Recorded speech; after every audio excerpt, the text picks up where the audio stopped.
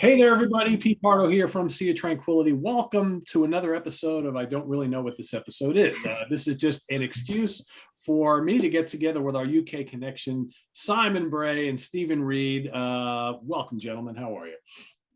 Yes, good. Thanks. How are you, Peter? Doing good. Doing good. As we get near the holidays, things seem to be getting busier and busier. But what we've decided to do here, probably maybe for the next several weeks, is we're going to revisit. We were talking about kind of chatting about our favorite concert experiences. And then we decided, well, why don't we take a look at 5-year blocks that were pretty busy and active for us, seeing concerts over the course of our lives or since we started going to shows. So for today, we're going to kind of jump all over the place in each of these episodes, but for each one is going to be at a 5-year period. So for whatever reason, we decided to pick 2005 to 2009 because it was pretty active for all three of us. In our separate places where we're from and seeing all these kind of crazy shows. And I saw quite a few in those bunch of years. So we've each picked out 5. Now, sort of the rules here is that they could either be one show from each of the 5 years, or it could just be 5 shows from the 5 years. It could be 3 of them from one year, 1 from another. It doesn't really matter. So I've got some honorable mentions too. I still don't even know which ones I'm going to talk about first, but and then maybe we have some crappers at the end. So ones that kind of suck as well. So yeah, I know it pains us to talk about the ones that suck, but not every band is completely on every single night.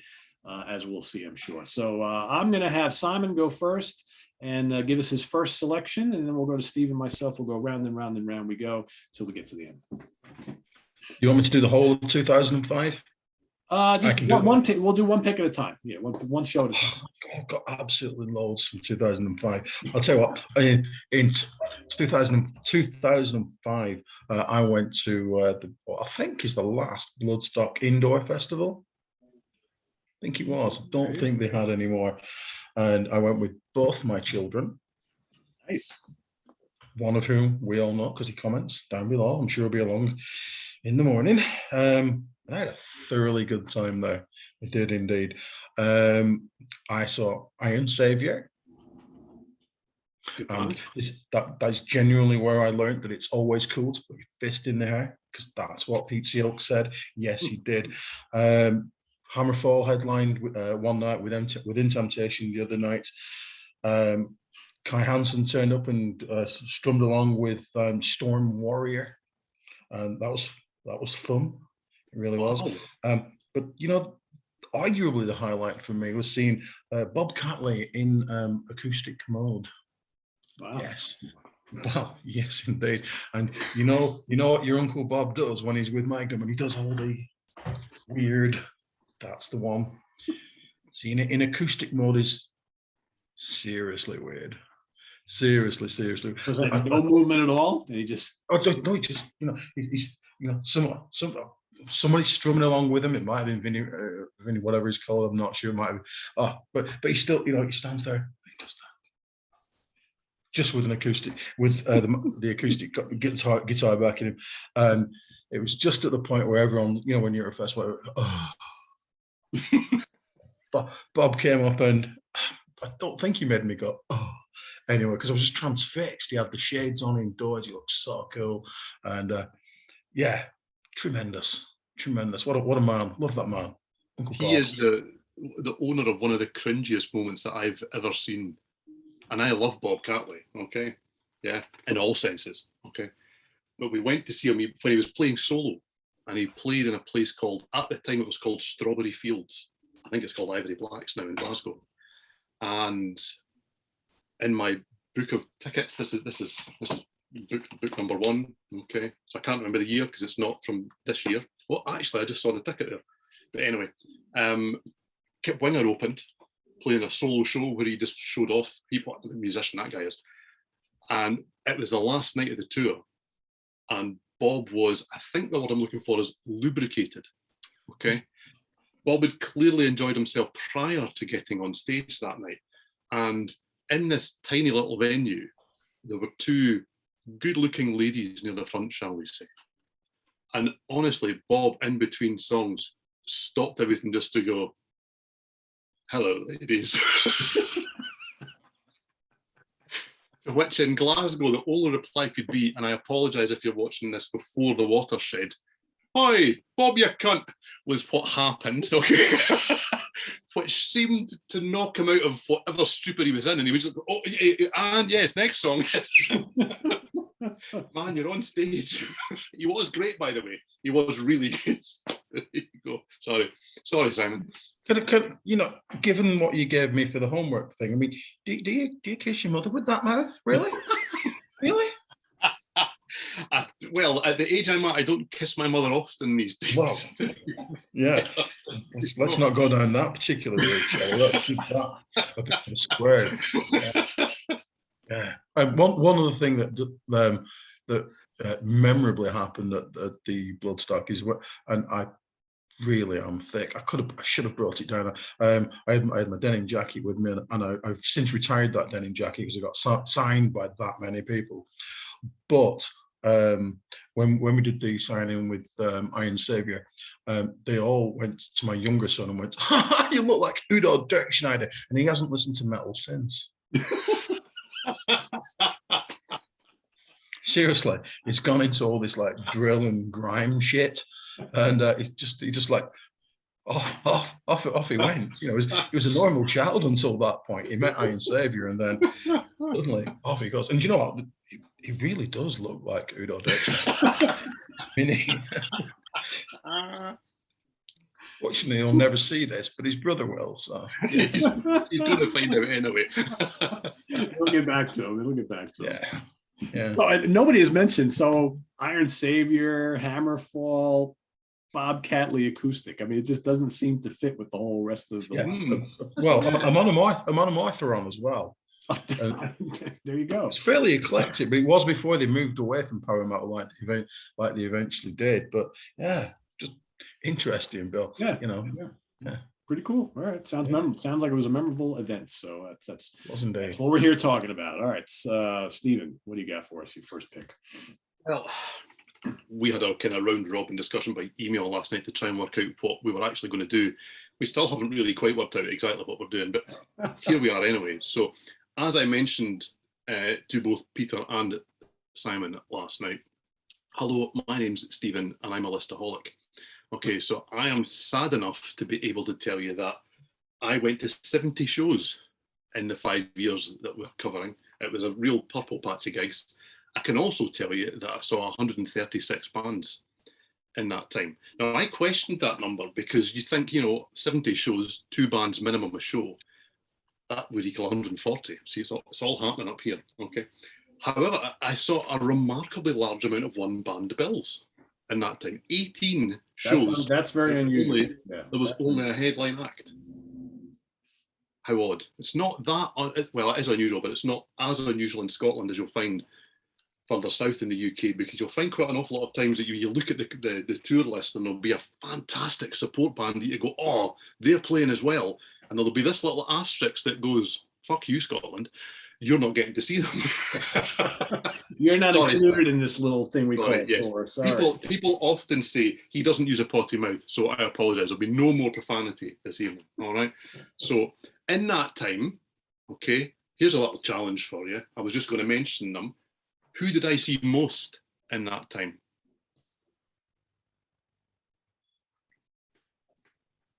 How many times? How many times? What's the number? I saw one artist in 3 kind of different acts 6 times, and I saw one band 5 times. The names will be no surprise to anybody. I'm going to say either something related to the Wild Hearts or Marino. Yep, I saw Ginger Wildheart twice as Ginger Wildheart. Once with Ginger and the Sonic Circus on a night where literally there were people putting like big swords and things through their arms and pulling like their nipples out to here and sawing them off, and not my taste, but there you go. That was one of the supports. And the Wild Hearts 3 times. The other band was Marillion, who I saw once a year right across that period of time. They had a period of time where they just played a Christmas tour and an album tour, so saw them 5 times. But the first one that I've chosen to go for is related to none of those, obviously. So I'm going back to the 17th of March, 2005, and it's Asia with Dare supporting. Okay. Now, this was at, my ticket's wrong, because it says it was at the Glasgow Garage, and it wasn't at the Glasgow Garage. And there's a good reason for that. And the good reason for that was because they couldn't sell enough tickets. So it ended up being in the G2, which is basically a shoebox behind the garage. So you've got the garage with it's actually got a big lorry front poking out the building, which is very cool. And at the back, there is the G2, which is basically for the small bands that nobody's heard of. Now, I mean, everybody's heard of Asia, okay? But this, as these scrolls will attest, is Down's John Payne, okay? You've got Chris Slade, right, on drums. I mean, that band player, and Guthrie Govan. I mean, that's 4 serious musicians there, okay? And some of my favourite gigs across all of the years I've been going to shows are where you see musicians of that standard in a room that is far too small for them. When you're up that close seeing a guy like Chris Slade play as if he's in AC/DC or Uriah Heep or The Firm, and that's why the ticket is signed. I don't really do meet and greets after shows, but I had to meet Chris Slade because the man's an absolute He's a legend. legend. And I'm delighted to tell you that even though that show was downgraded from a venue that only holds 700 people to a venue that holds 350, and it wasn't full, he was the nicest man in the world. Do you know that? I mean, I obviously went up and told him how fantastic he was, because he was fantastic. And his first question was, do you play drums? Well, I used to hit the tubs. So I said, yes. And we had a conversation as drummers. Me and Chris Slade. That's ridiculous, you know? But yeah, absolutely. But he treated me with that amount of respect, even though I was hitting drums in my bedroom. Do you know? And he was everything you could hope to meet in a guy that you'd always thought, I'd love to be him. He's a real, you know, hero of mine. So to see them in a room of that size was an absolute privilege. It really was. It was just outstanding. Dare were good as well that night, it has to be said. It was a really good double bill. And it was interesting going through my book of tickets and my list of shows. Yes, I'm a listaholic. Okay, so I do actually write them all down, everybody. Okay, so you can see in my scroll with different colours. Red's a headliner, green's not a headliner. Okay, so I know all bar one, I think, of the nonsense support bands that I've seen over the years and all this kind of thing. There was one that I just never caught the name of. I'm going to look like this does not compute. I can even tell you who I was there with. I can tell you how much the tickets were. I like this kind of thing. But going through that list, and it's fascinating how many of my mates will go, who was the support band that night? I can find out. Anyway, so so the next time that I saw anybody in that band was in 2006, and I saw GPS. So once Jeff Downs basically binned all of what had been Asia for a good few years by that stage, John Payne, along with Guthrie Govan and Roy Okamoto from Spock's Beard. Yeah, that's right. Yep. And Jay Shellen, who is a drummer that's been in a huge amount of bands, currently mostly associated with Yes, I would say is probably the best way of describing Jay, but he's been with loads of them. Yeah, he's played with a bunch of folks, yeah, over the years. And same again, we saw them in a really small venue, and that was in 2006, and they opened for Y&T, which is not the most obvious double bill, but it was really good. It was absolutely tremendous. And then the same year, 2006, I saw Asia. So we're now talking Downs, John Wetton, who I only saw twice in my life, both with Asia at this period, Steve Howe and Carol Palmer. And I saw them at the Glasgow Academy. And that in itself tells you why this band didn't exist anymore, because they went and opened in a venue that held 300, 400 people for a band who are well known and renowned, but don't have a huge following in the UK, whereas Asia started to headline some of the bigger venues in Scotland again. And it was just very interesting going through these lists last night, thinking, well, that was a really memorable night because it was so good and I got to meet a hero. And then watching that trajectory as everything fell apart, not necessarily in the nicest of ways either, it has to be said.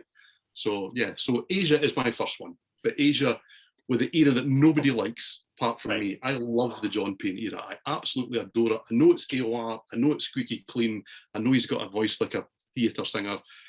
It ticks all the boxes for me. And Guthrie Govan, man, oh man, to see him in a small room, yeah, you know, outstandingly good. Well, it's funny because I saw John Payne Asia featuring John Payne, or the John Payne version of Asia. I think they were just going by Asia at the time. Probably a couple of years before then, here, like literally here where I live, they played in a bookstore. Yeah. And there was like maybe 30 people there, and you got to walk up and talk to them. Jeff was there. I mean, they were all there. But then just a couple of years later, so probably maybe this was September of 2006. Here is the actual Asia, the reunion playing at a fairly nice size place in New York City. That holds a couple thousand. So yeah, I mean, how quickly that turned around, right? So yeah. And the only other time I've seen John Payne, he was on stage as part of Jeff Wayne's War of the Worlds. Oh yeah. Especially enough, and he was really, really perfect for that. He played the military man, and he was absolutely perfect for that.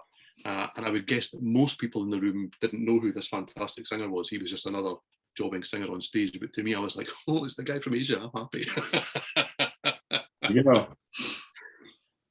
All right, my first choice, my first pick will be from 2005. I'm gonna try very hard to do this one per year if I can, but I think that I see nothing on my list. Oh, I do see one on my list in 2006. All right, because I was trying to make sure I got one from every year, but some years are better than others. Like 2008, jam packed with some great stuff. But 2005, and I can't find my ticket stub for whatever reason, which means it's probably not in the order that it should be. Not as good as you, Steven, obviously. Frank Marino and Mahogany Rush at BB King's in New York City in 2005. The one and only time I've ever seen Frank Marino live. And it was like a last minute decision to go because I didn't hear about it till late. And I was like, oh, I got to go. I've never seen Frank. And I think at the time I had just interviewed him on Sea of Tranquility right around that time, or right a little bit before then. So I was like, I got to go. And I went by myself, and it was like a 3-hour concert. I don't think there was an opener. It was just a 3-hour assault of some of the most face-melting guitar work you'll ever see in your life. And I remember by the end of the set, I was just like I couldn't believe what I had just seen. And like anybody else, I could imagine like taking someone who's not into guitar music, they would have been completely bored within the first hour, because it's just, Frank is like all these guitar solos and all these cool explorations, jazz, psychedelic, hard rock, the whole thing. If you're a guitar player, if you just like guitar music, there's no better place to be than at a Frank Marino show. But if that's not your thing, 3 hours of nonstop guitar assault is a lot, but it's one of the most impressive concerts I've ever seen in my life. And sadly, I never got the chance to see him again. And now he's announced that he can no longer tour. So it's like, that's going to be it. But it's very memorable. One of the most amazing guitar extravaganzas I think I've ever witnessed. And that's my pick from 2005. And it was at BB King. So there's probably, I think that place holds, I don't know, 1,800, 2,000, maybe 2,000, probably not even 2,000, maybe 1,300. Jam packed, absolutely jam packed. Because Frank hadn't come around here in quite a long time.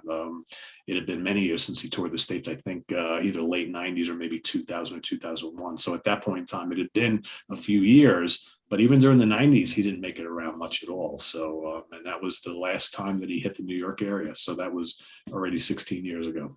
So he was scheduled to come last year, but COVID-19 took care of that. And then he got some kind of ailment, and now that's it. He's not touring anymore. So sadly, that will be it. But yeah, very memorable show.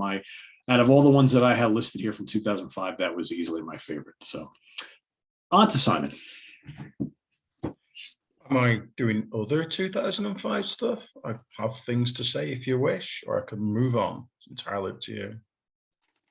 We don't really have a format, so excellent. In that case, then 2005 is actually a year where I did not see Sabaton, and that's unusual. Going back, thinking about these things, recording these things, having a look, but crucially, not saving the tickets. Crucially, not saving. No, or at least not putting them in a book. I mean, I'm sure I've got them somewhere, like stuffed in the albums and stuff. Sabaton are a band that I have seen many, many times, many more times than I actually thought, which is interesting, or maybe not. But I did, however, see Rammstein at Manchester Arena with Apocalyptica in support. Apocalyptica bored me shitless. There's no other way to describe that. They were tedious as And Rammstein were not as good in an arena as they were when I saw them previously in the Apollo in Manchester, which is quite big, but equally quite small. And I know this isn't in 2005, but when the pyro goes off in the Apollo, it really warms up. It really, really does. But less impressive than at the actual arena. I also saw Nightwish that year. They were excellent.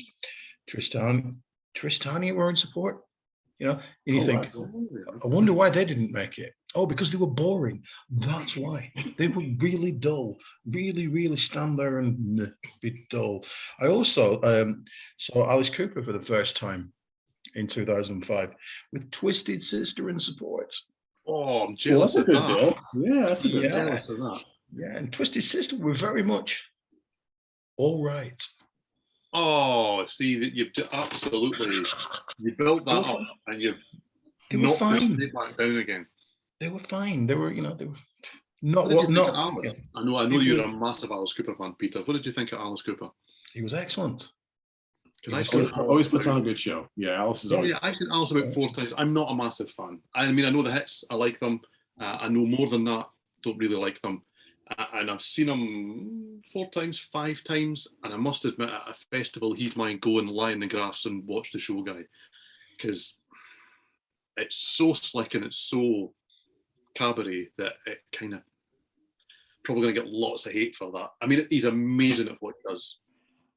Sydney Taylor's going to be sending me a message saying, "What's up with you with that Steven Reid guy dissing my man Alice? Come on." Yeah, I know she's an absolute acolyte, I have to say. So, and there are more people that think he's amazing than people like me. So Sydney's right, and I'm wrong. It didn't have a bad time, but it didn't blow me. Yeah, and I also saw Cradle of Filth that year as well, and they were very entertaining. Yeah, I saw them that year too here in New York. I think Cathedral were in support, as I recall, and they were not very entertaining. So really, wow. I know what I said via email that I've never really seen that many bands I didn't like. Yeah, disproving that one, aren't I? So yeah, you've set that bar quite low already. Yeah, I have, however, now completed 2005 for everything that Sea of Tranquility vaguely friendly. Yes. Cool. Sometimes I step out of the SLT paradigm. Mm-hmm. You know, that's okay. In many other ways. So I'm not going to mention those. Okay. You have any? You want to jumpstart us into 2006? I can do that. Cool. Yes, 2006. Oh, what a tremendous year! I've still got 2000 more from 2005. I've not chosen. Go for it. So I'm going to stay in 2005. Is that okay? We're ruining your format, Peter. Absolutely trashing it. There is no format, it appears, I guess. So this is rock and roll, man.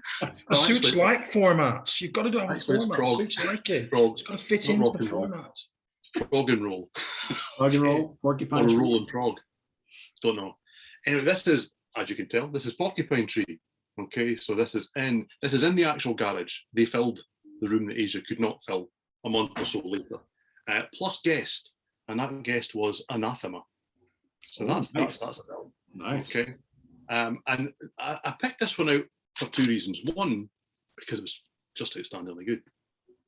And secondly, because I went with a good friend. And there was the 2 of us in the car. And I'd said to my friend Neil, Porcupine Tree are playing, thinking he's a big fan. Do you know he's a big fan? We'll have to go and see them. I didn't know much about them at that stage. I'd heard bits and bobs, not very much. Do you know, and we're driving through in the car.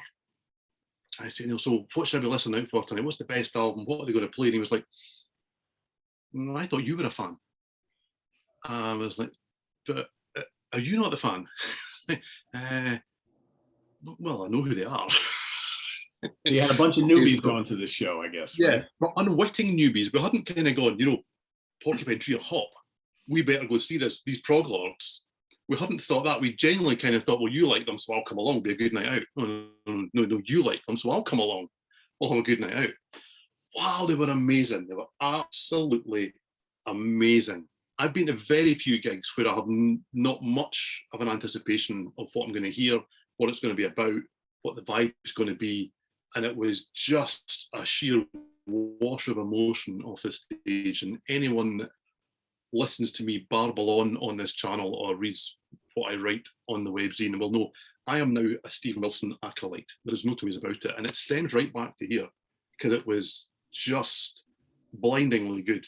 It was one of those times where you kind of left and you sat in the car afterwards and thought, oh, I'm going to compose myself before we go home. That was that good.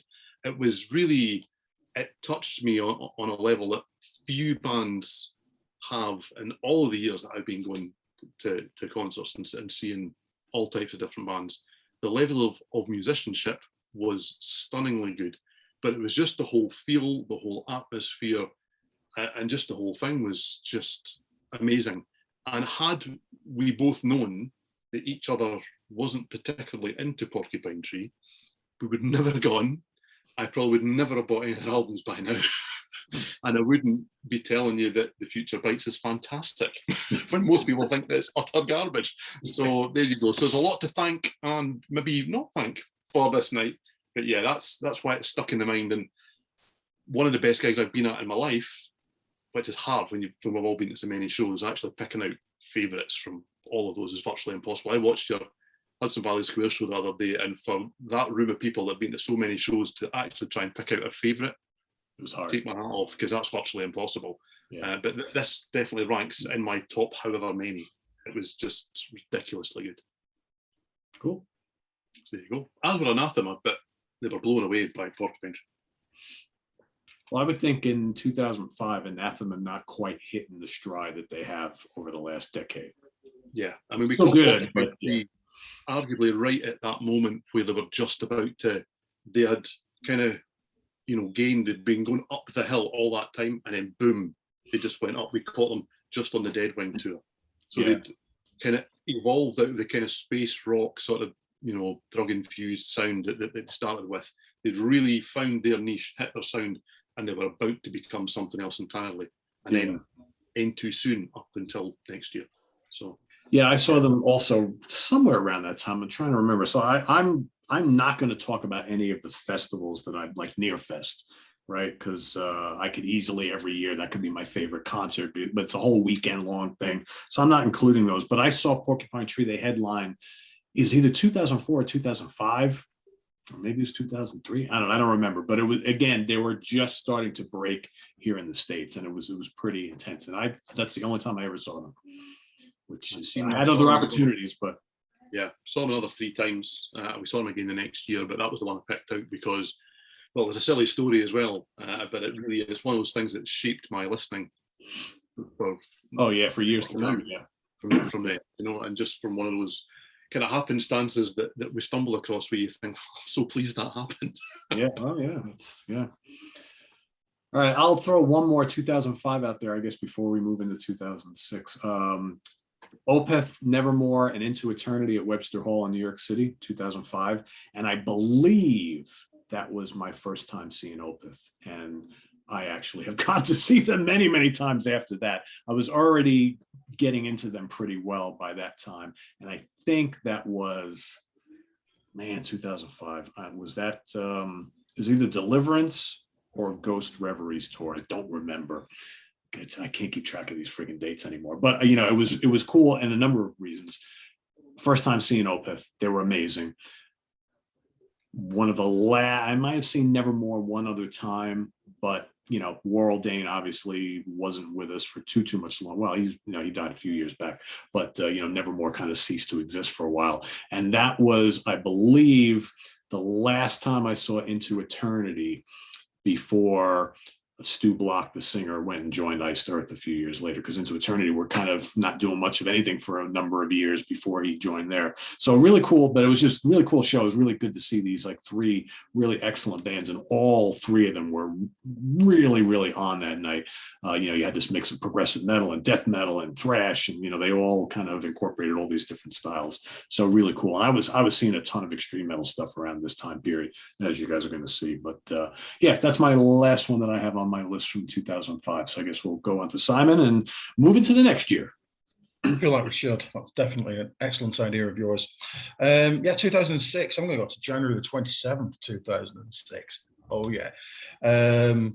And this is a year, and indeed a date where I did see Sabaton.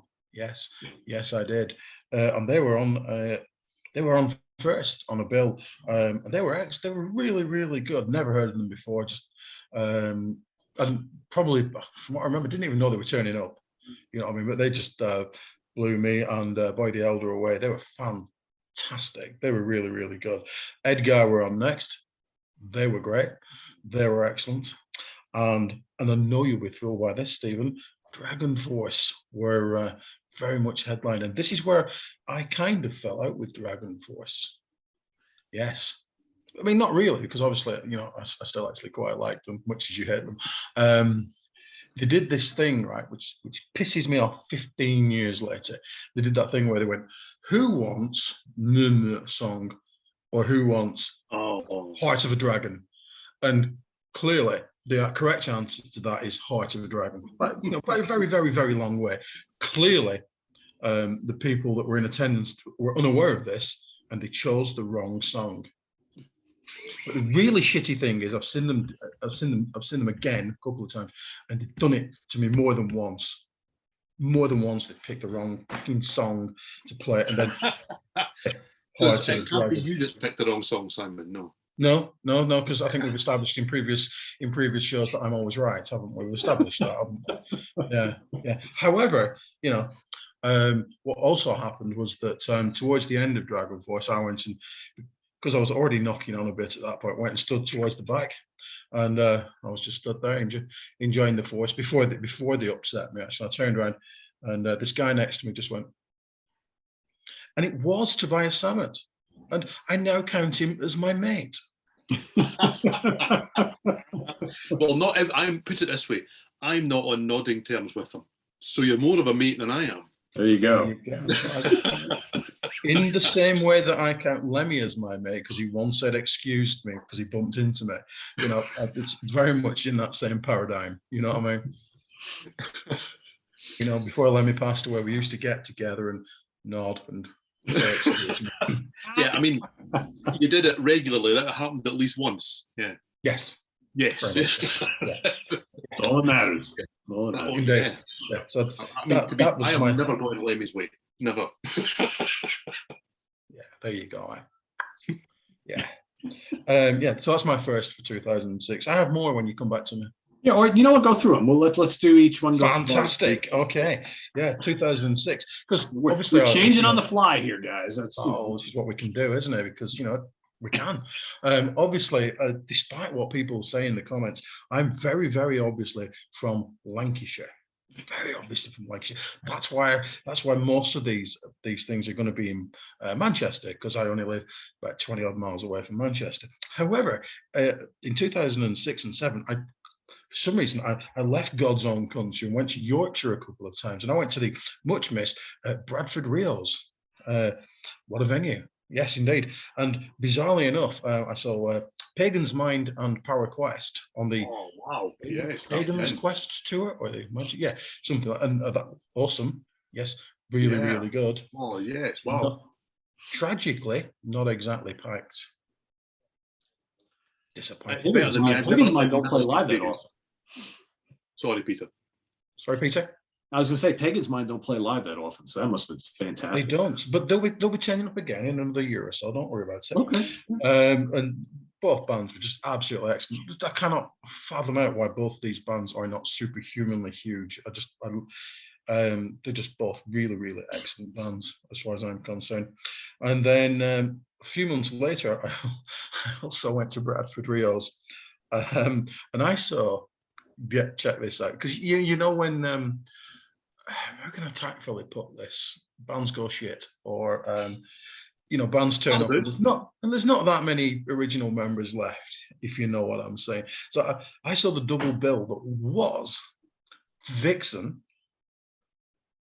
and the only member that was there that you ever actually heard of was is it Jan Kuramond? Yeah, the guitarist, who sadly passed away. She was the only. They were fine. They were great. They were okay. Yeah. And they were supporting House of Lords. I love House of Lords. I love Yeah. House of Lords. On the World Upside Down tour, which is one of my favorite records. A great album, love it. A great deal. And what interestingly dark and large amounts of hair James Christian had for a man of his age.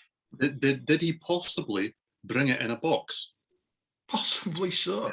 Yes, it was triple-esque would describe it. So, Yes. I believe that his hair was so impressive it had its own rider. yeah, very much so. And do you know what? So did the non-existent keyboard player.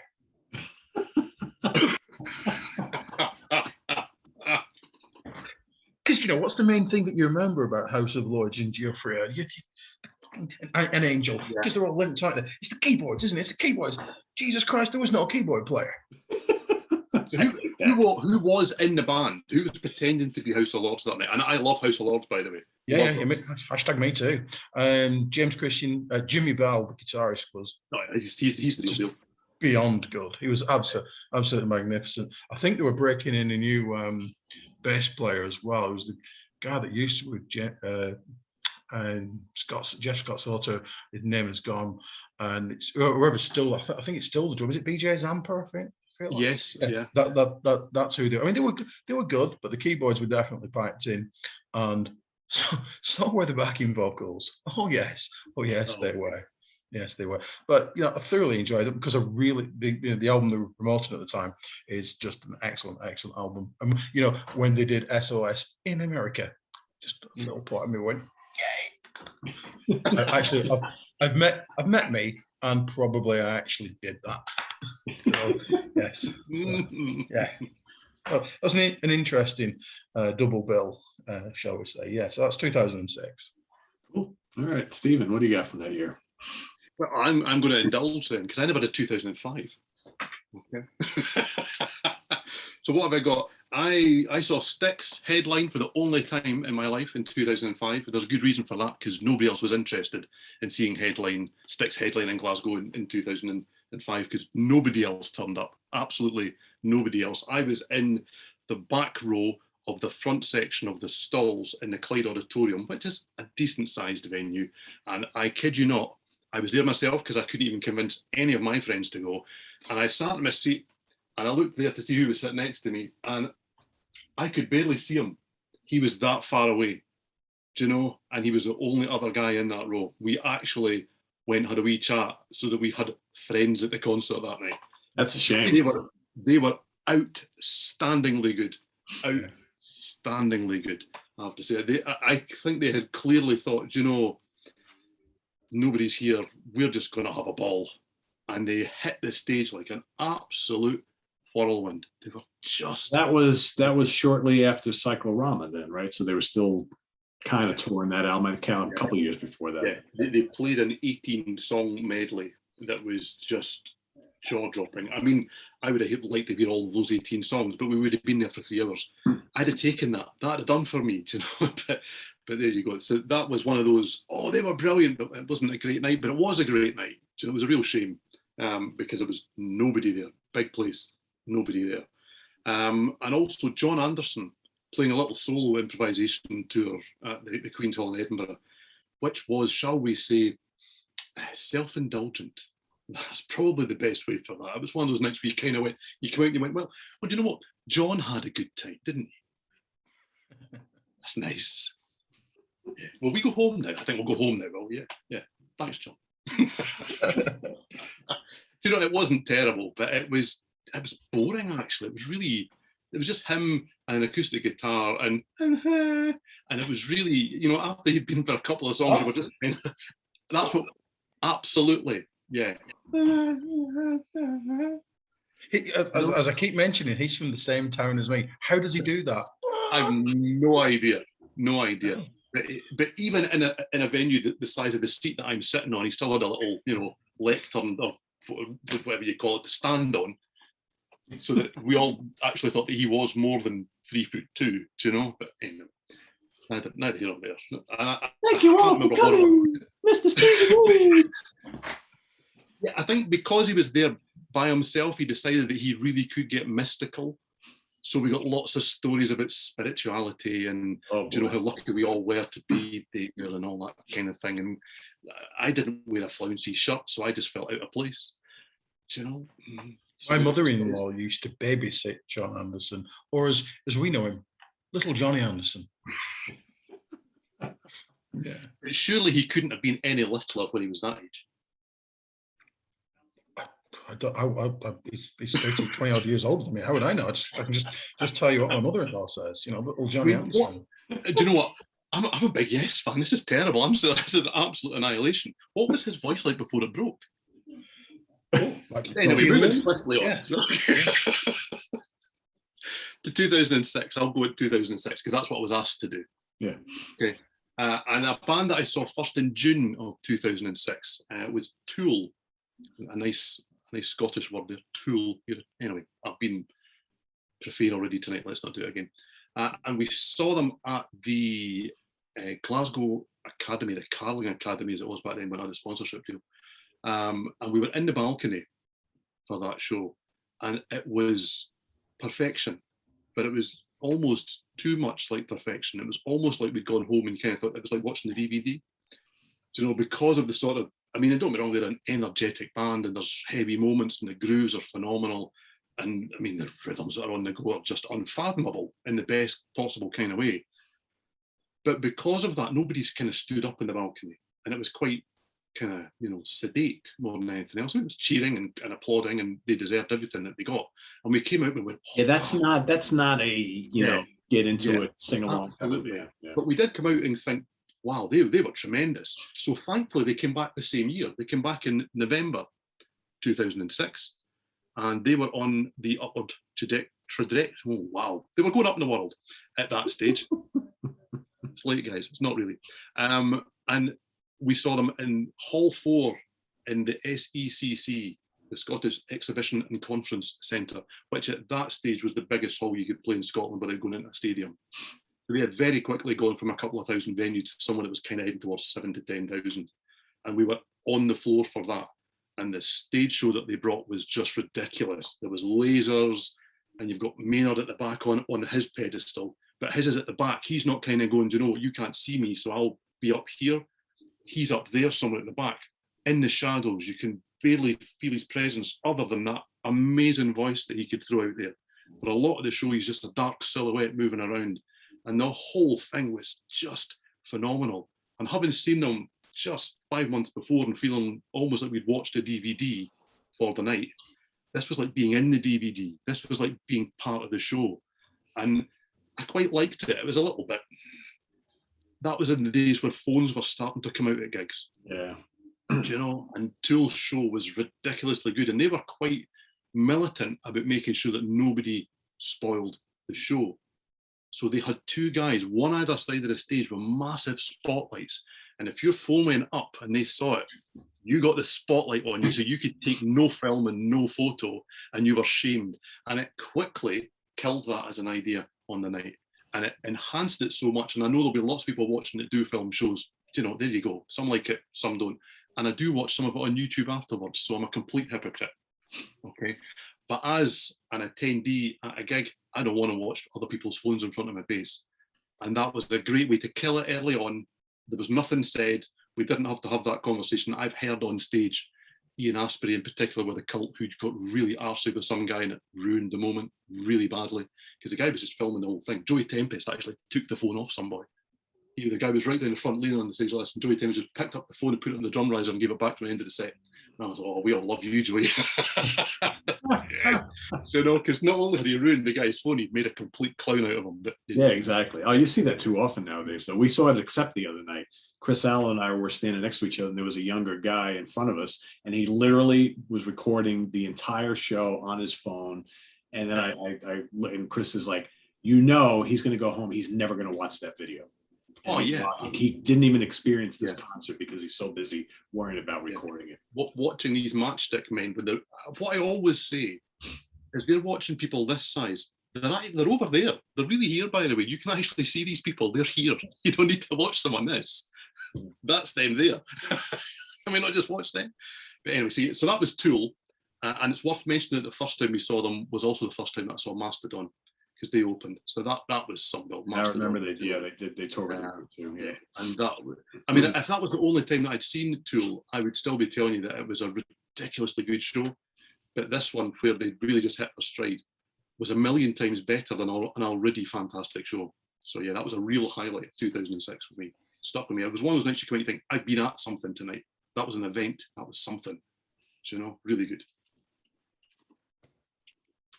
All right, my entry for 2006. Speaking of DVD and all that kind of stuff, so I was in attendance at Radio City Music Hall Saturday, April 1st, 2006, where Dream Theater played with an orchestra and played the entire Octavarian album and recorded it for the DVD. So this was actually the second time I was actually, and one that'll come up in a few minutes when we get to 2007. So 2 years in a row where I was actually in attendance at Radio City, where a DVD was being filmed of a performance. And it was quite good. I mean, they played, this was, you know, an evening with Dream Theater, no opening act, them for 3 hours. You got the whole Octavarian album with the orchestra and then a whole selection of classic tracks and whatnot. And it was great. It was sold out. This was, I believe at the time, this was the biggest venue that Dream Theater had played in their home state. I'm sure they played to bigger audiences around the world, but in New York, this was the biggest venue they had played at. I think Radio City holds, I don't know, like 8,000 or something like that. I'm not really sure exactly. But, you know, one of the most, next to Madison Square Garden, one of the most prestigious venues in New York City. And so that is my main pick. I'm just looking through 2006. If there was anything that was really, really notable. I think that was the main one. Oh, I saw the reunion of Celtic Frost in 2006 at BB King's. That was quite notable. And I did see The Who in Boston, Massachusetts, right at the end of the year, right before the holidays. So that was, those are my picks for 2006. Back to some. Let's move on a year, shall we? You got 2007. Okay, I've got more for 2006. So you could have just went through them there. You got silent, and I was like, I thought you were ready for me to go on. So I was like, all right. I'm a quiet kind of chap. Right, I'll quickly do 2006. Sorry, Sam. Yeah, I know. I'm also a liar. Okay, so 2006 in January, I saw the double headline bill of Corrosion of Conformity and Clutch, which was Clutch are one of the best live bands that you can ever see. If you haven't seen them, you like them, they're always better on stage, and I love the studio stuff. 2006, we went to see the Monsters of Rock at Milton Keynes Bowl. And really, I mean, there was Deep Purple, Roadmaster, who turned into Heaven's Basement. They'd been Hurricane Party prior to that. Underrated band that never made it. I can't remember who else played. But we really went to go and see Journey, because we'd never seen Journey. So we travelled all the way from Scotland to Milton Keynes in the heart of England to see Journey. And I think about a week after we bought tickets, they announced a warm-up show in Scotland. There you go. So we still went. We still had a fantastic time watching Steve Aguirre not sing, because he did not last much longer after that. And it's notable because I saw them the year after at the Glasgow Auditorium with Jeff Scott Soto. You got a chance to see that. Wow. Neat. Okay. And then I saw them the year after that in the same venue with Arnold Pineda. So in 3 years, we saw Journey 3 times after having never seen him in my life before, with a different singer each time. And I know that his style doesn't fit the band, and I understand why they made the change. And I quite like the albums that have come afterwards. Jeff Scott Soto would have been an absolute revelation if he'd stayed with that band. Because live, he raised it a notch that Arnold Pineda, and there's nothing wrong with the guy, just can't do. He just, not for me.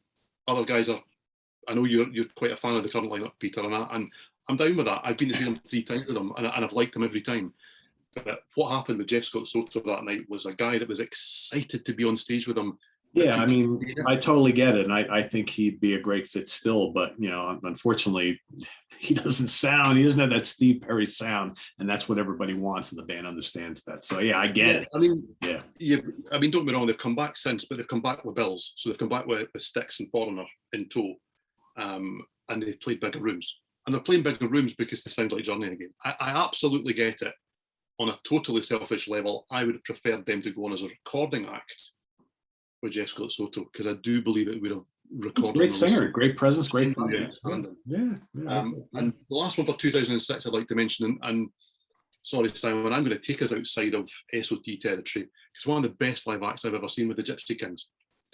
You know, you've got, I think it was 8 guys up there playing Spanish guitar, and it was just jaw-droppingly good. I did it because I bought tickets as a present for my other half's dad, and I thought I like the Gypsy Kings, so I thought, I'll have a good night anyway, and Ian loves them, so he'll have a great night. Oh man, it was absolutely phenomenal. So that's my 2006. Lots more, but they're the highlights. Cool. All right, we'll move into 2007 with Simon. Okay, 2007 was the second time I saw Alice Cooper with Motorhead in support. Oh yeah. And it was probably one of the last times that, you know, the little child who looks like Udo Dirkschneider, he came with me. I think I had free tickets for that one. I was reviewing it, and partway through Motorhead, he just turned to me and went, "Well, these all sound the same, don't they?" Oh boy. You know, wise words for one so young, to be fair, because you know, they kind of do. But I get it's Motorhead, and that's my friend on the stage. It's my friend Robbie. The backhander. Yeah. And the bill was started off with John Jett. So I felt, you know, pretty cool bill. So whenever Alice Cooper tours now, and he's got people on that I don't like The Mission, or and I know you do like them, like The Cult. I think, well, I'm not going because, you know, it's not a really good bill. You know, I've seen Twisted Sister and I've seen Motorhead and stuff. Anyhow, moving along. I also saw Gotthard. Is that how we're pronouncing that? In 2007, I drove. Yeah, it's not my favourite band name in the world, but there you go. Yeah, I drove to Sheffield to see that. That's how much I really, really wanted to see them. I drove to Sheffield across the border, and they were really, really excellent. And obviously Steve Lee died fairly shortly thereafter, didn't they? So very, very pleased I got to see them at that point. Going to see them next summer as well in Manchester. So excited by that. And also, weirdly, in 2007, I saw again at Bradford Rios, I saw Hammerfall. They were headlining. They were great, of course, because they're always great. What at that point passed for Crocus? Do you remember the thing about bands that turn up with just the lead singer? There's the one, you know, none of the rest of them. And Just then Mark. shortly there, Just Mark. Just Mark. And relatively shortly thereafter, they got back together, did they not? And there's the whole band. But the Poodles were on first. And I remember at the time thinking, my God, the Poodles are awesome. Stupid name, but they're going to be massive. We're still waiting. We're still waiting. Yep. They were unbelievably good, though. They were really, really, genuinely fantastic. And their first album is still unfeasibly awesome. But you know what? If you want to step outside the SLT paradigm, I can do this for a second. Because in 2007, I was 40. And I got to choose what I wanted to do for my 40th birthday. So obviously, I thought I need to go to a tiny, tiny little village somewhere in Yorkshire and see one-hit wonder John Parr. He of Saint Elmo's Fire fame. Yeah, and not only did I think that, but so did 17 other people, including the bar staff. So I dragged me, Mrs. Simon, and our 2 friends along. Right? So it's probably 20 miles from where we live today. The little town of Glusburn, which is a real place, you know, they've got about 12 people between the rest. But you know, John came out and he rocked that shit. He really did. You know, yeah, he had a, you know, I want to say a PowerPoint presentation. It wasn't much different than a PowerPoint presentation. And he had a big screen, and he played along to Rock and Roll Mercenaries. So Meatloaf's on the back, he's singing at the front. He's got the guitar with the Stars and Stripes on. It was brilliant. It was really, really good. Now, apparently, though, because obviously you've got to have an interlude when there's that many people to get to the bar. During the interlude, Mrs. Simon and her friend, they were wandering around, and they opened a door to a cupboard, and in that cupboard was John Parr into the napper. And they said, "Hi, John Paul, you're eating an apple. Could you possibly wish Simon a happy 40th birthday?" Oh. I forgot. He didn't. What? He didn't. Oh, that's He remembered it. He remembered as soon as he saw us afterwards. And you know what? Stop laughing. You know, and we had to queue up behind this guy. Now, let's be honest, John Paul's not got the biggest collection in the world. It's not, he really hasn't made hundreds of albums, but we had to queue up behind this guy who had like a stack of albums that big, and singles and everything. And he dutifully signed everything. And then he looked at me and went, "I forgot your birthday, didn't I?" Yeah, you did. And then he shook my hand. He's got the softest hands of all time. Really does. Yeah. So there you go. Yeah. Anyway, it's nearly midnight, so let's move on. I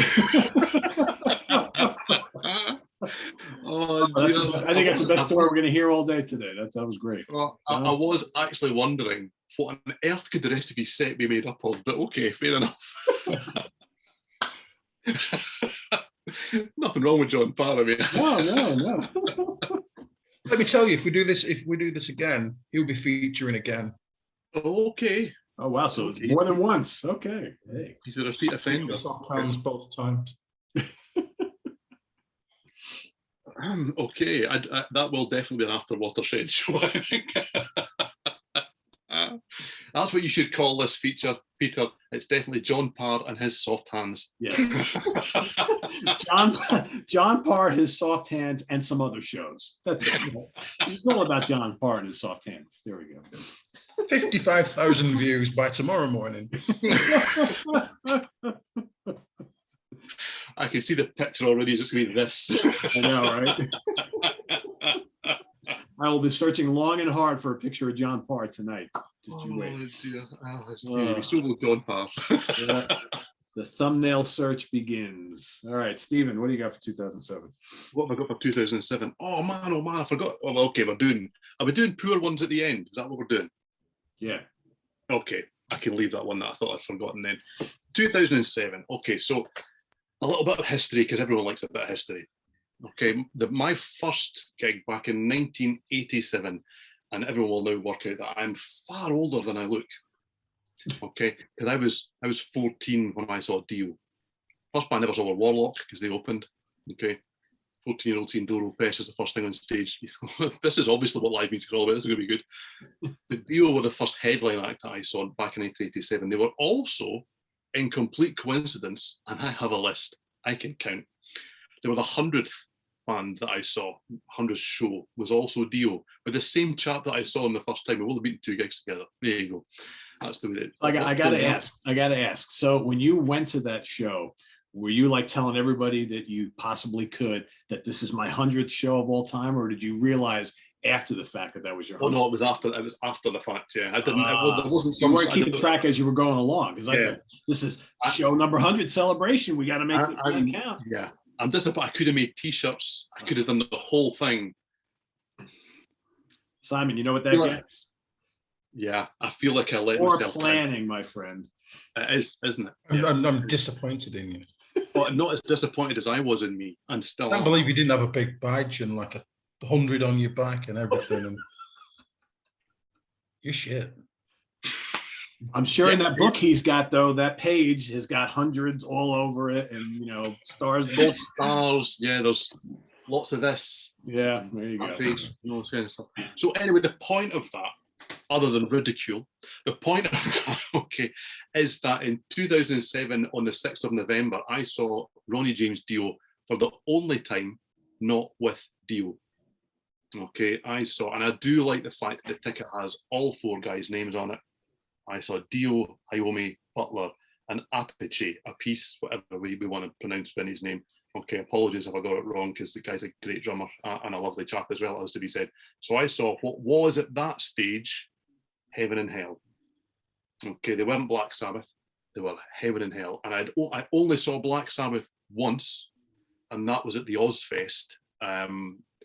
The year, maybe 2 years before, I have written it down, but my notes are all over the place because we're making this up as we go along. So I saw them in 1998 at the Ozfest, and they were all shades of ordinary with Ozzy. I mean, Ozzy also supported, so there was like a million bands, well, 7. Then Ozzy came out and couldn't sing with his band, who had some great musicians that to me were not the Ozzy Osbourne band at that stage. I mean, great band, but it wasn't Ozzy at that time. It was just this guy that couldn't sing and musicians alongside him. That's really unkind, but it's how I felt at the time. And then Sabbath came out, and we got the excuse of it was dry and dusty, so Ozzy can't really sing very well tonight. So he just went for most of the night and jumped up and down and threw water on people, do you know? So I must admit that wrongly, my expectations for this were really quite low. And it may sound bizarre now, but Tesla played in Glasgow the same night. So Tesla were playing in the garage, and Heaven and Hell were playing at the exhibition centre. And I thought long and hard about which one of those shows I wanted to go to. Now, I've still never seen Tesla, and I really like Tesla. Really great band from that era that I've totally misunderstood. They're not a hair metal band. They're a blues rock band with real credibility and great songs. I've still never seen them, and I do not regret it one iota, because that was just outstandingly good. Outstandingly good. They played every highlight you would want from the 3/4 albums that they had at that stage. Ronnie James Dio was absolutely on the top of his game, and he brought the best out of the other guys on stage. And I say I never saw them in a good lineup, so I say that that's unkind maybe. But from what I'd seen in something they clearly at that stage didn't feel like they believed in, to then see them on stage with Heaven and Hell on the back of an album that people were kind of going, this is fantastic, do you know? It was just outstandingly good, and it stuck with me. And the guys I went with, there were some Dio fans. We all were raving about how great Ronnie James Dio were, and there were some Sabbath fans who'd come through going, do you know what, I'll probably never see Sabbath properly ever again, so we'll come through and we'll see it, but it's good to go to all the Ronnie stuff. And they were as blown away as we were, because he was just outstanding, the band were outstanding, and it was the last time that I got a chance to see him.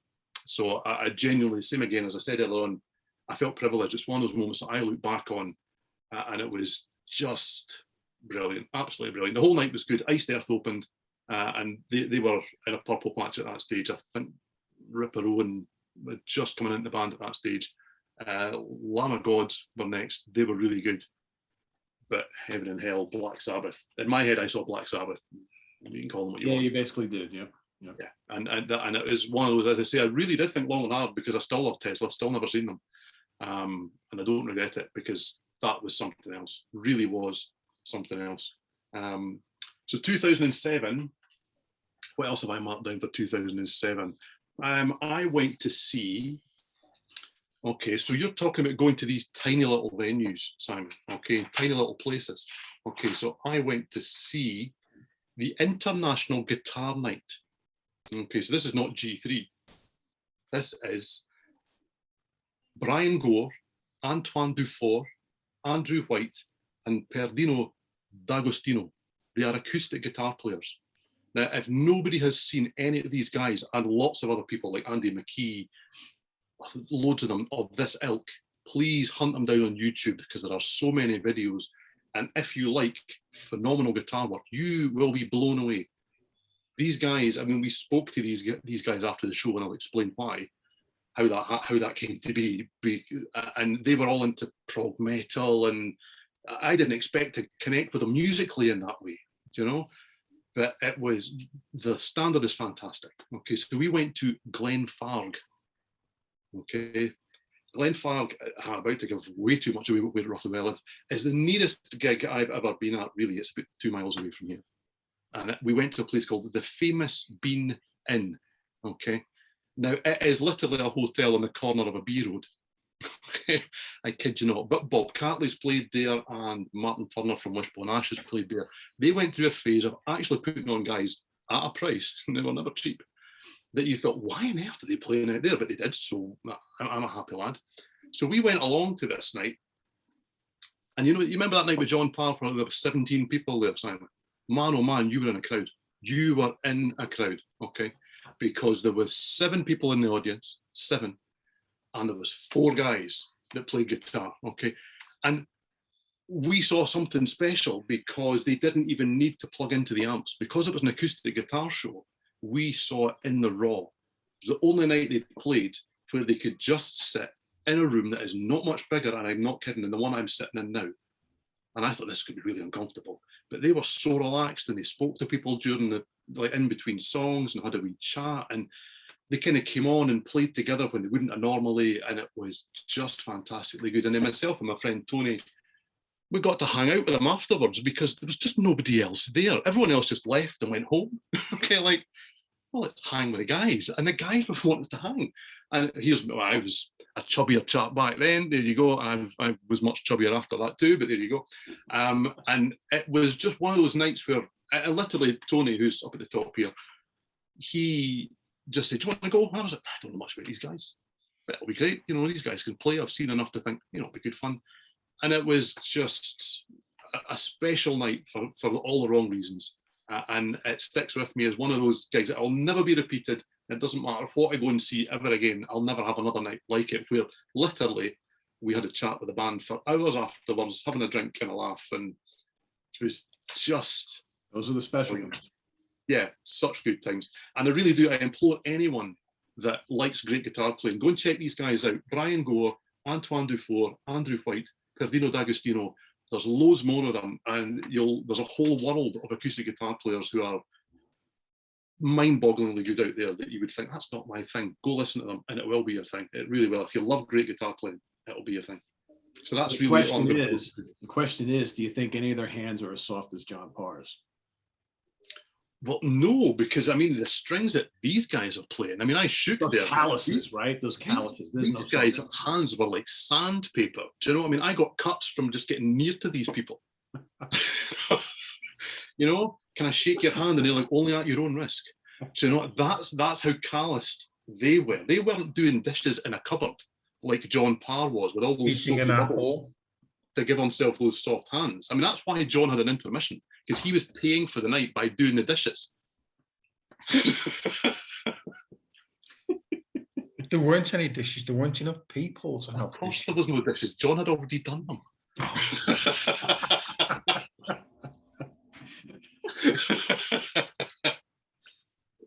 Oh, I mean, I'm done for 2007. Lots more gigs, but that's enough. As Simon said, we will be here forever. forever and ever. All right, my 2007, I'll keep it quick, but because Steven has already kind of led into what I'm going to talk about here. The main one from 2007. Once again at Radio City Music Hall. I can't believe I was at Radio City Music Hall 2 years in a row, seeing a great band at a sold-out show, filming a recording for a DVD. But if you guys have that, Heaven and Hell performance, New York City, Radio City Music Hall, that is it right there. And yeah, you got Meatloaf on top also. That was right around the same time. But yeah, Ronnie James Dio, Vinny Appice, Tony Iommi, Geezer Butler, amazing show. They were like the conquering heroes come home. Throughout the entire set, people were just shouting Dio, Dio, Dio, and he was soaking it all in. He sounded great.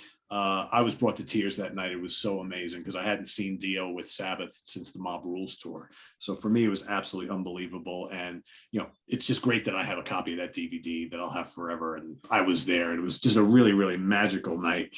And the other, I'm going to two, and they both happen to be on the same page in my book. And then so that was March 30th. So then on June 1st, and July 13th at BB King's in New York City, about 1 month apart, I saw two black metal legends, the return of Emperor and the return of Immortal. And there's my VIP photo pass from both. And that was pretty amazing to see because, again, these are two bands that very rarely come over here, had been inactive for a while. And to see two legendary black metal bands from Norway, literally about a month apart, was absolutely incredible. You know, other than that, 2007, I saw the Police at Giant Stadium. I saw the Genesis Turn It On Again tour in 2007, which was pretty notable. Saw Symphony X a couple times, you know, but otherwise we can move on to Simon for 2008. 2008. Watch how I keep this quick. Right, 2008, the best gig I went to was Arch Enemy. It was when both the Amott brothers were still there. Absolutely sensational guitar work, just beyond beyond good, absolutely fantastically brilliant. That year, though, I'm really saying this just for Stephen. I also saw went to Leeds Reels a couple of times, and I saw Conquest of Steel. You know, when you see how you see bands that are on practically every bill. Yeah, I saw Conquest of Steel many times supporting other people. Yeah, they no longer exist, but thoroughly enjoyable. Saw them a lot. that was a Monomarth and Children of Bodom here for like 4 years. Every freaking bill they were on, every one of them. I was like, oh, again, jeez. My I watched them every time, and they, you know, they weren't good, but I enjoyed them every time. But my point being, do you know who they were supporting? Do you know who they were supporting? That's right, Dream Evil. Yeah, Dream Evil. Yeah, that's. I take it you've never seen them, right? I think we had that conversation before, right? Yes, we did. I'm sorry, Peter, we're breaking up, so excuse me. That's okay. Because myself and Simon are breaking up now. This is it, we're finished.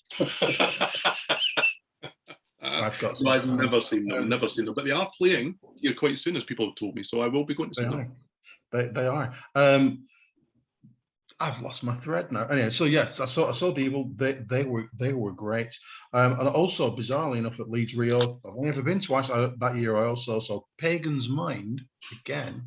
Again, wow, Jesus! Yeah. I've never and seen they were supporting before they went shit Sonata Arctica, and they blew them off the stage in a massive surprise. They really did. That's my 2008. All right, Stephen, back to you. 2008 for me, because we're making this format up as I'm going. Excuse me, I'm flicking through tickets as everyone's talking here. I am listening. I'm going through my book, so yeah, I'm trying to make sure. So 2008 for me, the highlight that I'd picked out, even without having, I think I was doing one per year or going through the years, is a band that I saw in 2005, co-headline, but not really. You know that way when you kind of see a bill and you think, oh, co-headliners, but the first band out of those two gets an hour, and then the second band and the co-headliner gets 2, and you think, okay, that was politeness. That's what that was. And the band that got the hour was Scorpions. The band that got 2 was Judas Priest. So it's a great bill. Yeah, outstandingly good bill. And half was back in Priest by this stage, and everything's, you know, clicking into place. And the Scorpions, and other people can disagree all they want because it's a personal thing, absolutely blew them off the stage. But in 2008, they were even better. Even better. I saw them headline in 2008. And the reason that it was even better was because the band that opened, or the act that opened, was Uli John Roth. So you think, well, do you know, for a Scorpions fan, that's already a special night. Okay, so from Uli, we got the Sails of Sharon, we got We'll Burn the Sky, we got Polar Nights. He played to the audience. He was fantastic. I think with Mark Bowles that was on vocals. Yeah. And you just kind of thought, he got that. He's absolutely nailed. He played 6 songs in his set. He got quite a generous amount of time. It was clearly everyone was getting on, and it was just something special to behold. And I kind of thought, do you know, seeing the Scorpions and Uli John Roth on the same night. Now, I don't like spoilers. I try to avoid set lists of what's coming. I like to go to a show pretty fresh. Can't always do that these days, but I like to not know what's happening. So the Scorpions come on, and yeah, okay, everyone can laugh and point. I like Humanity Hour 1. That was a tour that they were doing at the stage, so they played some things off that. I quite liked that. But they played Coast to Coast, Holiday, Love Drive, Another Piece of Meat, and then in the encores, they played Rock Like a Hurricane, and this will give it away.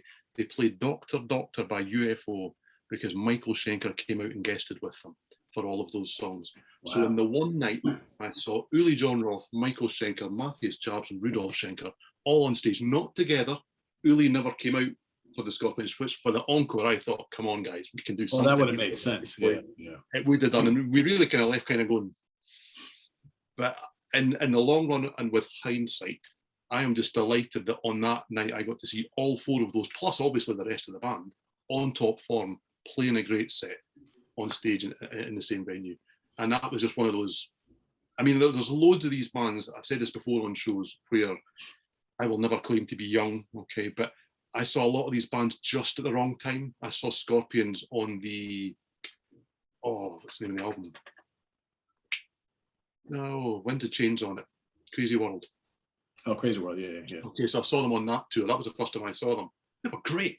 It's just a little too late to catch them at their peak. if that makes sense, you know. But they were great, and when they're open, people can laugh. I love that band, so that was a phenomenal, you know, bill. But I caught them just too late to catch them right at the peak.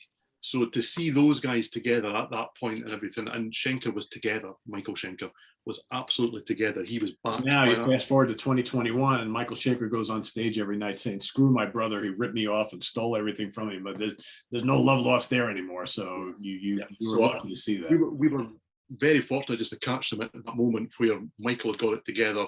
They'd all had a love in it, obviously. Uli was on the tour. And then since then, it's all kind of gone sideways again in terms of relationships and things like that. And the Scorpions kind of are what they are now in that sense. Still like them, but you know. Yeah. So yeah, it was special just because timing-wise, it just couldn't have been any better. And it's not what I'd anticipated, and that made it even more special. I didn't know that was going to happen. So for the rest of 2008, Jean-Michel Jarre, saw him play, and that was on the Oxygen Revisited tour. So they actually took all of the original instruments out of storage and put them on stage. And by original instruments, I mean they took up the stage. It was Jean-Michel Jarre and two other synthesizer keyboard players, and the equipment. I mean, if you go into Setlist FM or wherever else you want to find your set lists online and look at the set list, they play all of Oxygen and they play little joining parts that aren't necessarily on the album, variations and various things. But the opening song is Tune Up, because they had to tune all of these phenomenal old things, but all these wires and plugged in together before they could start to play. And that was something special. The visuals were just ridiculously good, really excellent. Saw Queensryche for the first and second time that time round. Bit of an odd night. Jeff Tate getting chased around by some guys with massive needles on stage and things. Thanks, Jeff. No thanks, Jeff. There was just absolutely no need for that at all. And people will be shocked by this news, because I have talked often about Uriah Heep on the channel and how much I love Uriah Heep. I've seen them once in my life. 2008 was the only time I've seen them. Don't know why I haven't seen them since, but 2008 was the first time I saw them, and they played all the hits and the entire Wake the Sleeper album. I adore that album. So that was something special. They announced early on they were going to play it all on, like, in the night. I think I was the only guy that cheered. We love our new album and we're so energized by it. We're going to play the whole thing. Like, yeah! So everyone else is going to go, everybody else is like, I got time to go to the bar. Gypsy. They did play that too, though. You know, so yeah, that's my 2008. Cool. That's good stuff. All right, my probably my noteworthy one for 2008, because it happened to be the night of my bachelor party right before I got married in New York City at BB King's. Once again, I spent a lot of time there. I got to spent my bachelor party at an Uli John Roth solo concert, which was amazing. And he played probably 3/4 of the set was all old Scorpion tracks, which was amazing. So it was like going to see Tokyo Tapes live. I got to go backstage and hang out with the man, which was great. I got really drunk and had a great time, but it was so memorable because, you know, a lot of people do other things on bachelor party nights. I wanted to go see Uli John Roth. So, you know, so that was pretty cool. Other notable ones, Dream Theater, Opeth, Between the Buried and Me, and 3, I guess, which was called the Progressive Nation Tour, Terminal 5, New York City. That was a great bill, really, really good. And then the first time I ever saw Heart was in 2008, and it was Heart, Journey, and I believe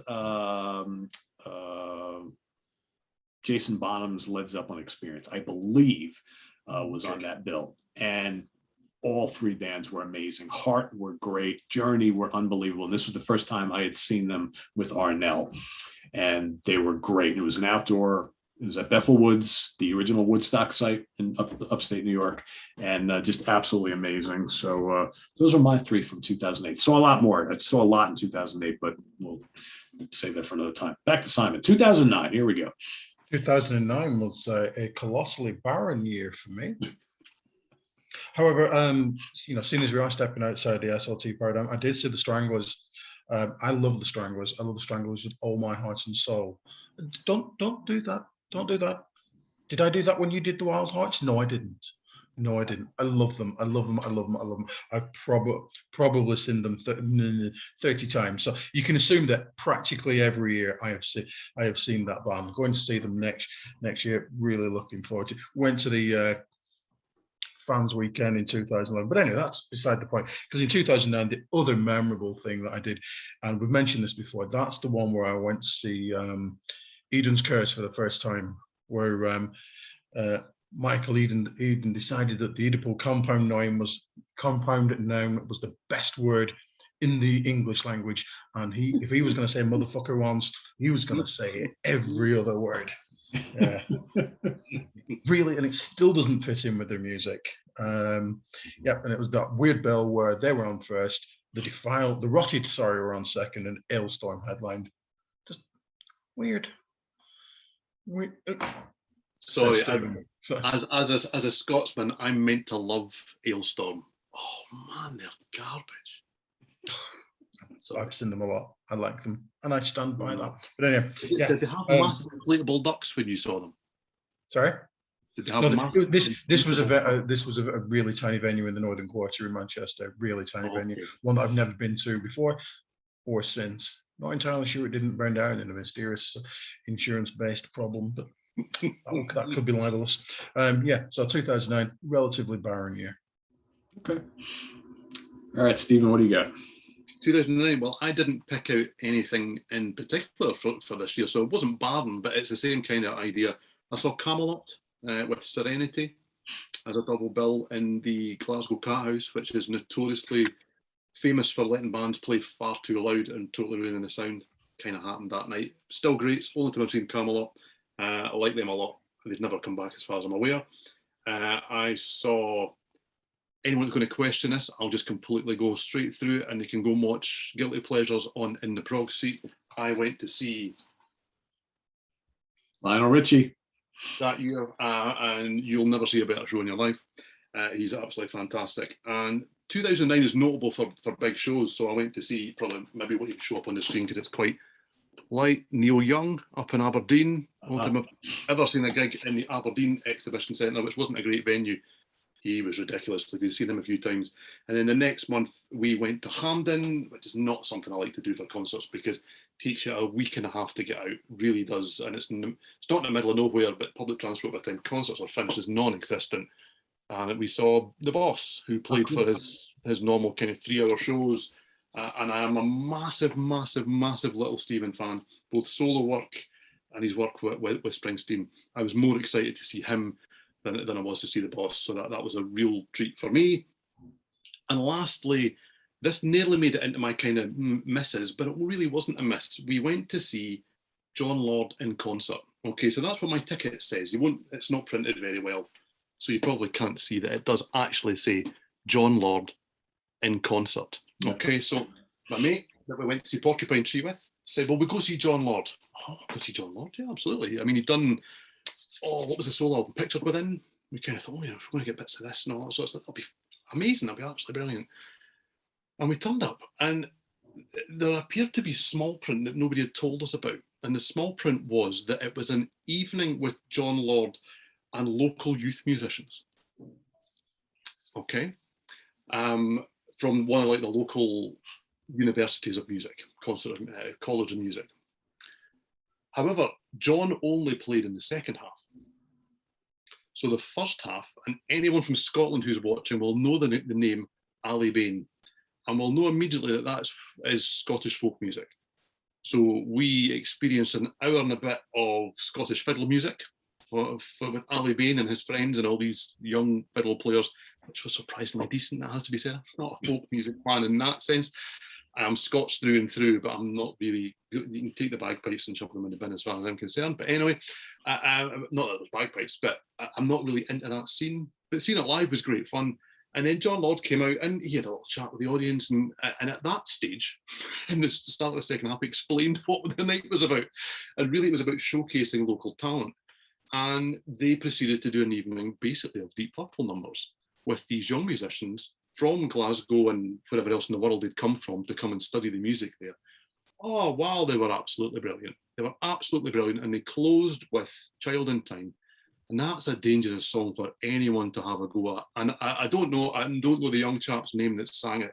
He was Ian Gillan through and through. He was every bit as good as the master himself. It was one of those hairs on the back of the neck were just up and standing, and you were like, we walked out, and the first thing my friend said was, I'm really sorry, I didn't know that's what it was tonight. I was like, oh, that was amazing. It was so good.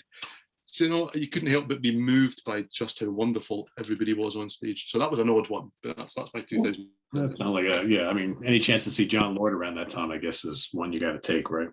Yeah. Well, last time I saw him in any guys. So yeah. Yeah. Cool. All right. 2009 for me. Yeah, I didn't see a ton in 2009, but a couple of the really notable ones. I saw Renaissance for the first time at the Egg in Albany, New York. It's called the Egg because the outside of the building, it's in the government center in Albany. It looks like a giant egg, believe it or not, from the outside. Cool, intimate little venue. I was right in the front row, and Annie was absolutely wonderful. It was a great show. Again, I think this was also another Progressive Nation tour. So Dream Theater, Zappa plays Zappa, and Big Elf at the Asbury Park Convention Center in Asbury Park, New Jersey.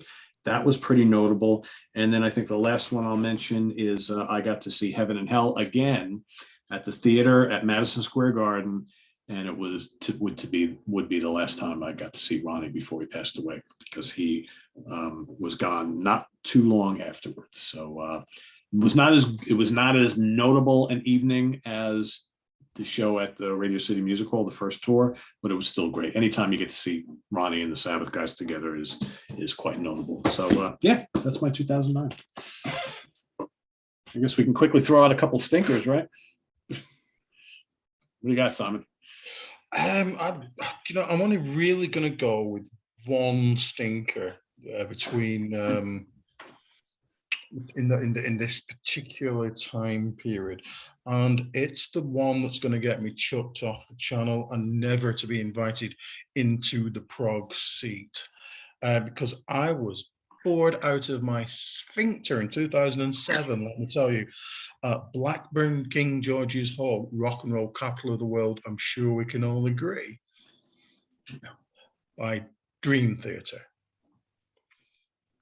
Tedious beyond belief. He's been waiting. I've been talking about him the whole show, and he's been waiting to drop this bomb, right? Okay, yeah. I don't know if he does this. I don't know if he did this every time, but Jimmy the Cheese walked on and said, good evening, I'm not going to speak for the rest of the evening, and then promptly didn't. Just yeah, that level, I must have seen him do that. That level of I don't give a shitness. Just why? What year was that? Sorry, Simon. 2007. It was the Chaos in Motion tour. Just okay. Yes, I liked Dream Theater up to that point. Yeah. You know, I was the only person in 2006 sat around the pool in Gran Canaria, I'm confident, listening to Dream Theater all day. And just sod it after that one. No, they just like noodled away and turned their backs and just zero interaction. At least Symphony X made the effort in support of Dream Theater. Surely they were good, no? Symphony. Yeah, and they made the effort to interact. And you know, I realize you're not going to see Dream Theater just clap along and stuff like that. But you know, at least say marginally more than hello. Yeah, see, I can't remember which times. I've seen them 3 times, 4 times. Peter will tell you, because we don't necessarily agree on this either. And I am allowed in the prog seat, so you will be too, Simon, I'm sure.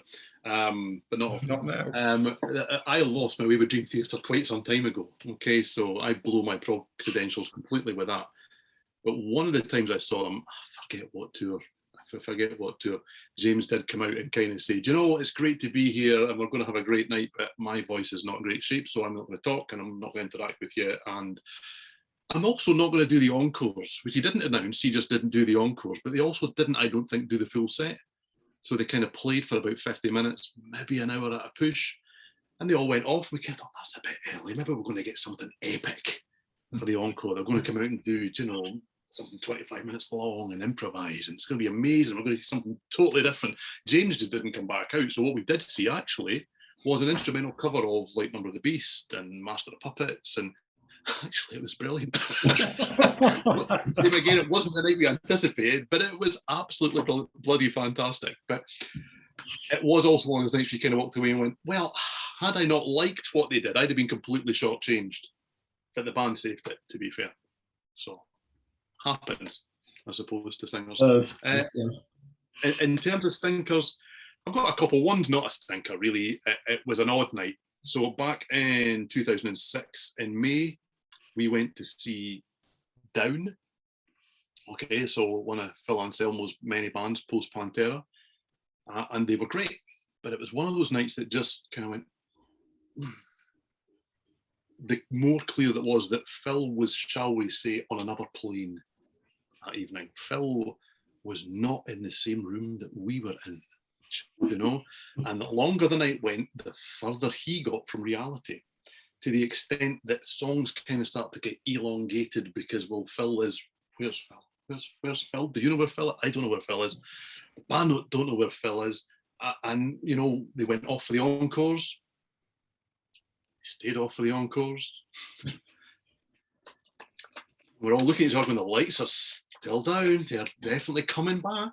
They must be coming back. Maybe. Yeah, they come back. And they came back and Phil didn't really, and then he kind of did, and then he definitely did. And then the band went, yay, yeah, fantastic. We're all fizzing. Oh, yeah, they all went off and Phil went and got an acoustic guitar and for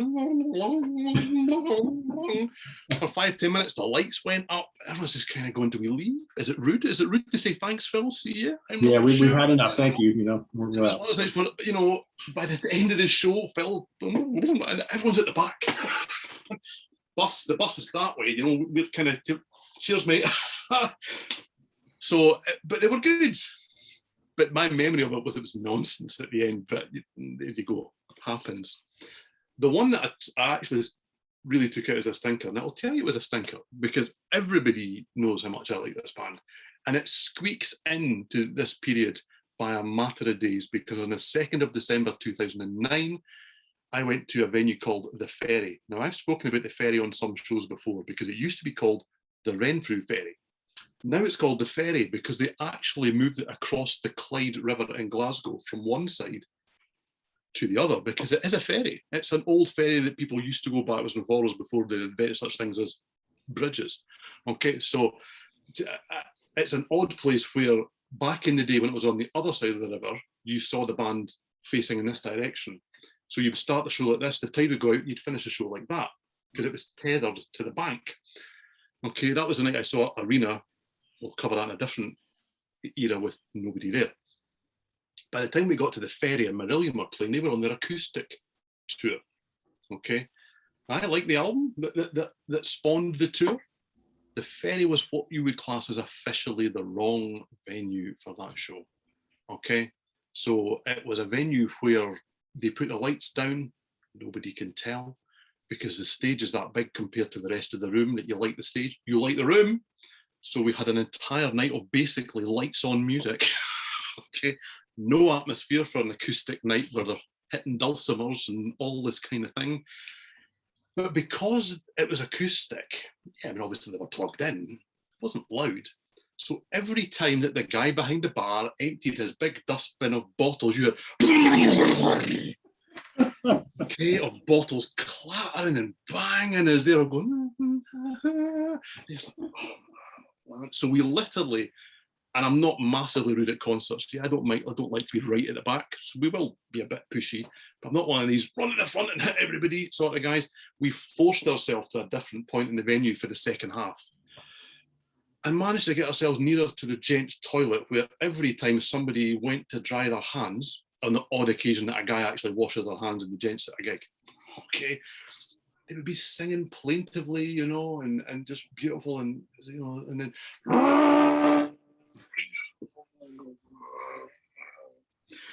to the extent that as an apology, the band actually sent everybody a free download from the soundboard of that show, because they had, even by the time that we got home, they were apologising on social media for it basically being a bag of shite.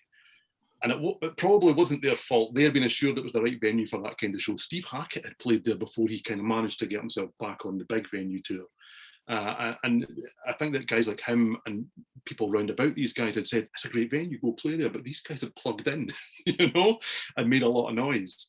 And we genuinely all walked. I mean, I love Marillion. I've given them a bit of a kick on a couple of shows in recent times. That was one of the biggest disappointments of a show that I've ever attended, because it was just all wrong. And the further down the line the show went, the more annoyed the band got. So they start to talk about it on stage, and it starts to get a bit nippy, and was just rubbish. Yeah, And it then you sounds listen like to the pretty yeah, bad. you listen to the free download that they sent out afterwards, and you were like, man, oh man, I should have been plugged into the soundboard. It was great. So that's the stinker. That's my one stinker from that time. All right, cool. I got a couple, but I'll go through them pretty quick here. So first one, 2005, Black Label Society at the Nokia Theater in New York City. So this was a few months after Dimebag Darrell was killed. And he and Zakk Wylde were really, really tight. So Zakk was having I guess, a very hard time coming to grips with actually going out on stage because of the fear of what just happened to Dime. So here we are. It's like, the opening bands have already played. An hour and a half goes by, still no Black Sabbath. And I was there as press. I'm sitting in the photo pit. We're all waiting. Like, where the hell's the band? Where the hell's the band? And we get a message from someone from backstage who said that Zakk had been holed up at his hotel room all afternoon, freaking out, paranoid about going on stage, and he was drinking up a storm. So when they finally came on stage, like almost 2 hours late, you could tell he was completely hammered. He looked like he was mortified, like he was all red. He barely talked in between songs, and he just seemed to be completely somewhere else. And then there's that, I forget what the name of the song is. They do this kind of really melancholy piano type ballad on one of the earlier albums. And he turned that into like this 20-minute long song. And he kept talking about his friend Dime and just the whole evening was really, really weird. And you could tell he was going through some stuff. I mean, Zakk has always been known as a party guy, and he's cleaned himself up in recent years, but you could tell as soon as he walked out on stage that this guy, he'd probably been drinking beer all day back at the hotel room. And it didn't make for a good experience at all for all the rest of us. So that's the first one. Second one, Meshuggah and Ministry at Irving Plaza in New York City, 2008. I love Meshuggah. I always look forward to seeing them. I'm not much of a Ministry fan. So Meshuggah comes on stage. They never turn the lights on. So basically, Meshuggah played their entire 45, 50-minute set in the dark. You couldn't even see what was going on stage. I'm there to take pictures, review the show. You can't take a picture of them at all, and they don't want you to use flash. So they're playing in complete darkness, which I've never seen before, ever.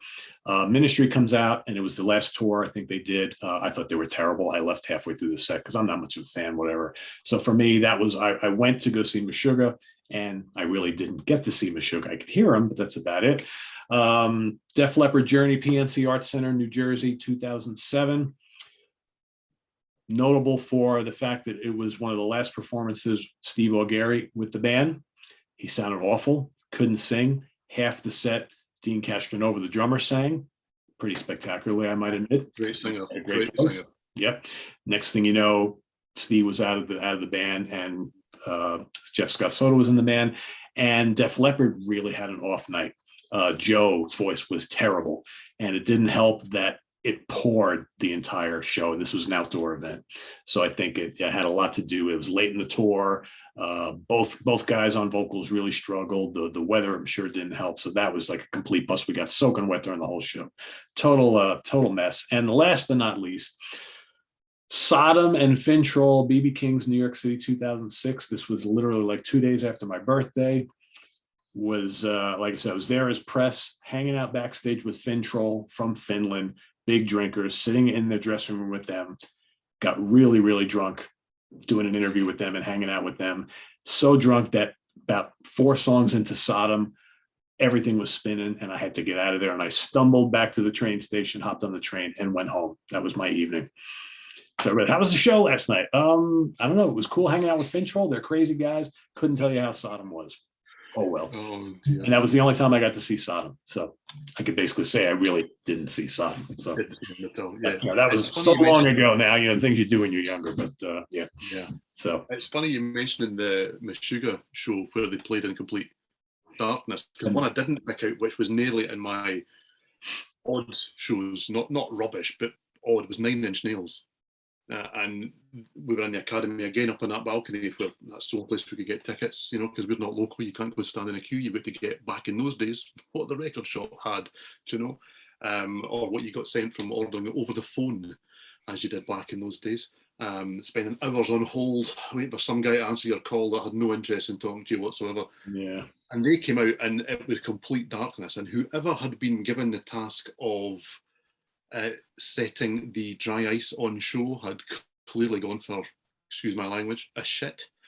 Do you know, because by the time that Nine Inch Nails came on stage, we were choking in the balcony.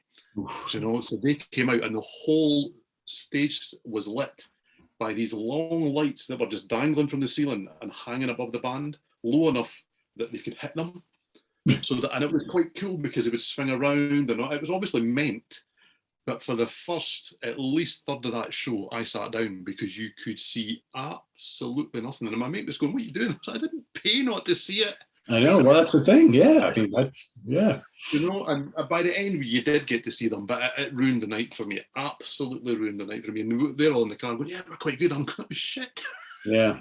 Yeah. It was the same for me. I mean, I went to see Meshuggah and I went to photograph them and you couldn't do either. So it was like, very strange, but whatever. Thankfully, these were in the minority. Most of them have been pretty damn good. So there you have it, everybody. Some of our favorite shows from 2005 to 2009. Feel free to put yours in the comments below. What were some of your concert highlights and maybe some stinkers from those 5 years? We'll be coming back with another batch of 5 years, which is yet to be determined in the not too distant future. So stay tuned for that. Visit us on the web at www.seatranquility.org. We're on Facebook. We're on Twitter. Of course, we're here all the damn time on YouTube. So for Simon Bray and Steven Reid, I am Pete Pardo. Have a good one, everybody. See you soon. Bye-bye. Yes, those hands, the John Parr hands. That's right.